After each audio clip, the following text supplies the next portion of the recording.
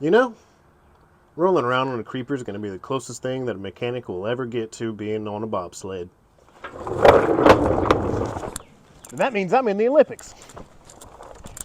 Hey guys, welcome to another edition of Stay at Home Garage. I'm Tony. Do you remember a few episodes ago where we put synthetic oil in this thing? Well, here's hoping we didn't mess up. Last night I was driving this around and the oil pressure kept going down. And now it won't come back up. I thought, well, maybe it's the oil. So I'll let the oil thicken up overnight, see what it looks like when the oil's cold. Still, it won't come back up. So I'm not going to say it's a synthetic oil that caused this. Here's what we're going to try today. We're going to replace an oil pressure sending unit. Let's see if that fixes that. This has happened to me once before where the oil pressure sending unit has made the gauge not read correctly. Let's see if a new oil pressure sending unit will fix this thing, or if we're going to be overhauling an engine maybe. It's like playing The Price is Right, but it's always wrong. Every car has its own story, but they all have something in common. They each need someone to help them tell that story. And that's where you and I come in. Now, I'm no expert. I've learned what I can over the years, but I do this for fun in my driveway like so many of you. And that's what this channel is about. We're going to try some new things, we're gonna laugh, and we're gonna have fun with cars. My name is Tony, and this is Stay at Home Garage.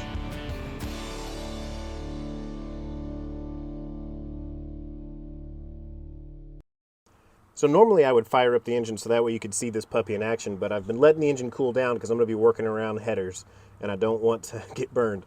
So you can see the needle. This is where it was sitting whenever I killed the engine. Yeah, that doesn't look too bad, but whenever you have this thing in gear and you're at a stop sign, that needle is all the way down, almost touching the L, which is just being lazy. That's what the L stands for. Lazy oil pressure. Now, where it normally registers and where it's been registering all the time is between half and high.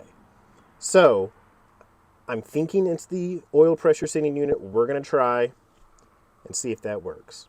If not,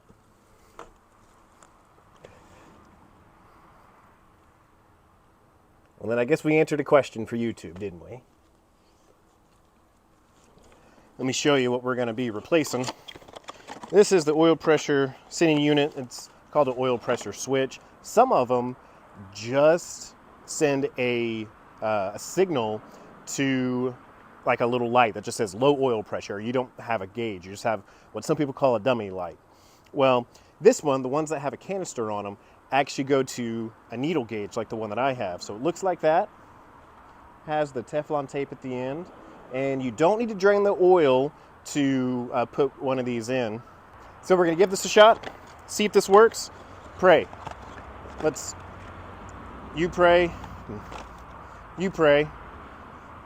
And don't forget about you. Come on. Please. Either way, we're teaching, we're learning. We're staying at home and we're learning, which is what this channel is about. Am I right? All right, let me show you where we're going to be working. It's going to be kind of hard to see, but some of these are actually up here in this section. Mine happens to be down here right next to the oil filter. See if you can see it down in there. Well, you can't see it, but it's right by that spark plug, right in that vicinity.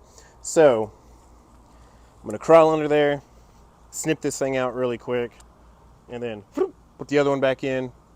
Bada bing, bada boom, it's gonna be fixed. All right. Hope that light's not shining in your eye. Oh, come on back. All right. So, I know you can't really see me. You see where I'm pointing. We're going right up here, which is why I don't want to heat these puppies up. Transmission's still a little bit warm. So we're gonna take that power wire off. This should be a 9/16.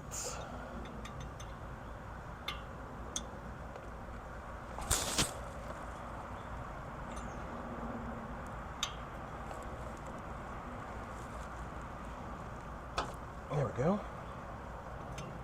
Broke loose. I've replaced this once before, but it's probably, you guys ever replace something, you're like, I just replaced that. Then you start looking at receipts or, in this case, maybe one day I'll look back at this old video and be like, oh, it's been like 7 years. Yeah, it happens to me sometimes. All right, remember, we are hoping this thing is bad and that it's not giving us an accurate reading. That's what we're hoping. Because if it's the other case, okay. Got our old one out.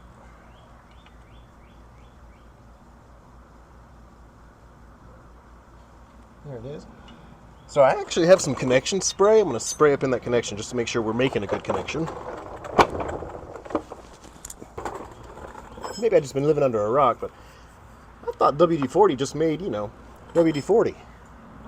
But no, they make contact cleanser and all sorts of things now. So we're going to use some of that. Now make sure to wear safety goggles when you're doing this. When you're spraying things up here, make sure you wear safety goggles. Yeah, you. No, I don't have to. All right, let's get this connection here. Do a little cleansing. Cleansed. It's cleansed. It's cleansed. Okay. Let's put on a new one. Are you really enjoying seeing the back of my head? Sorry. Oh no. I got the wrong size. I got the wrong size, guys. We're gonna have to go to the parts store. Dang it. Well, let me show you what I did. I got this size, and I needed this size. So, now we're going to take this, now that we got it off, we're going to take one of our other vehicles. We're going to skedaddle to the parts store. To be continued. Guess what? We'll probably run out of light. Think we got the right one. If I got the right one, I'll give you guys the part number that worked on my truck here shortly. Well, here. I'll just give it to you now. Why wait? All right, we got PS 150. What we had was PS 140. So let's see if that 10 more, whatever you need for a part number, works. Putting new oil pressure sending unit on. Take dos. Okay. All right, where'd you go? Now I need more light because I can't see nothing. Okay. Here we go. Going so much better than last time so far. So if you guys ever hear like a random hee-haw in the background of my videos every now and then, it's because peacocks live next door. Weird, huh? I know. All right, we are threaded on. So whether this fixes it or not, we got the right one. Let's see what that did. Let's cross your fingers and pray and cross your toes, cross everything. So I'm also going to show you where this thing lives. So here's the oil filter. It lives right on top of that oil filter. Has one wire coming in. That's where your gauge gets its gaugey things. I can't get up. My shirt got stuck in the creeper wheel. I gotta test this thing out. I gotta test it out. Okay, good. I'm free. All right, moment of truth. So needle should go down. Went down.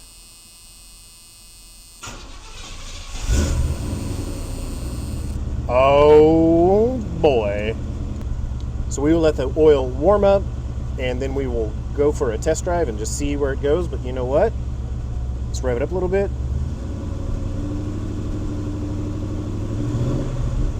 It is moving whenever it revs, so we're good. All right, so we've been driving on the highway for a little bit. It stayed on pretty much high, which is where it's always been before, so that makes me happy. That's a lot better than what it was this morning. Even on a cold start, it was below half. So now we're going to come to a stop up here and just verify that that it comes down when engine RPM goes down, especially when the engine is hot and the oil is hot, and then I'm going to call this 100% fixed. So we're going to be coming up to a stoplight here in just a little bit. We may go through downtown and do a couple of stops.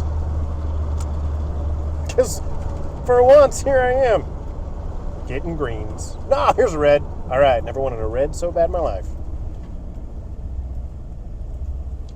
All right, so there we go. We can see how the gauge is coming down, so it's not stuck on high, which is absolutely amazing. Then you give it the gas, you go, and there it goes. All right, I'm calling it fixed, ladies and gentlemen.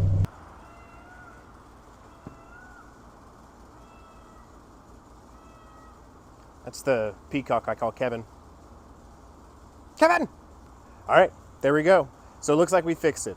It was the oil pressure sending unit was going out. So it was sending the wrong oil pressure reading to the gauge. That's why it was measuring lower than what it was. Now, I knew that we had oil pressure because when this thing was idling in drive, well, it was acting like that we had zero oil pressure. So at that point, you should hear valves. You should hear some knocking maybe. You should hear the engine making noises, and I wasn't hearing any of that. So I was about 95% confident that I wasn't losing bearings, I wasn't losing a camshaft, I wasn't losing some really important stuff. At least that was my hope. So now you know. If your oil pressure gauge is registering a little bit low, but you don't hear anything, sorry, I hit the mic, but you don't hear anything that is indicative of low oil pressure, maybe take a look at the oil pressure sending unit. This one is actually called an oil pressure switch. Again, there's two types for a square body. There's the one that just sends a signal to like what some people call a dummy light, that whenever you're like, hey dummy, you got no oil pressure. Or there's a gauge, and I have the oil pressure switch that is to the gauge. And I went to AutoZone and got mine. There it is. Mine was PS150, got mine from AutoZone. So that's just the one that mine used. Yours could be different. There's also PS140. Who'd have thought? Mine took the more expensive one. That's the old one. Anyway, fixed it. So we're in the final stretch to be going down to the C10 Nationals. I'm pretty excited, and we're going to have oil pressure. Oh, yeah.